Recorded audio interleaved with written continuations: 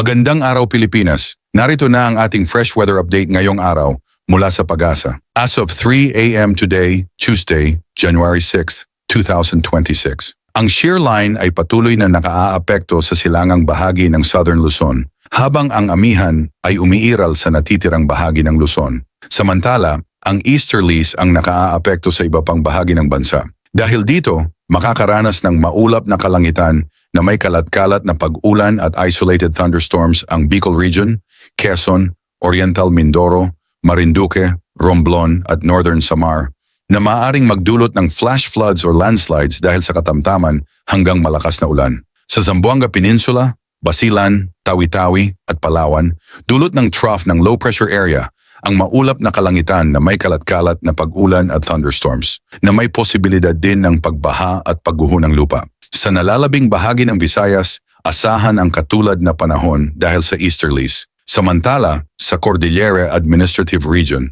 Cagayan Valley at Aurora, maulap na may mahihinang pag-ulan dulot ng amihan at walang inaasahang malaking epekto. Sa Metro Manila at sa natitirang bahagi ng Luzon, bahagyang maulap hanggang maulap na kalangitan na may isolated light rains. Sa nalalabing bahagi ng Mindanao, posibleng magkaroon ng isolated rain showers o thunderstorms at pinapayuhan ang publiko na mag-ingat tuwing may matitinding thunderstorm. Pagdating sa hangin at karagatan, katamtaman hanggang malakas ang ihip ng hangin mula Hilagang Silangan hanggang Hilaga sa Luzon at silangang bahagi ng Visayas at Mindanao na magdudulot ng katamtaman hanggang maalong karagatan na may taas ng alon na 1.8 hanggang 3.5 metro. Sa nalalabing bahagi ng bansa, mahina hanggang katamtaman ang hangin at bahagya hanggang katamtaman ng alon na 0.6 hanggang 2.1 metro. Pasuyo ng like at subscribe bilang suporta sa ating channel PWD.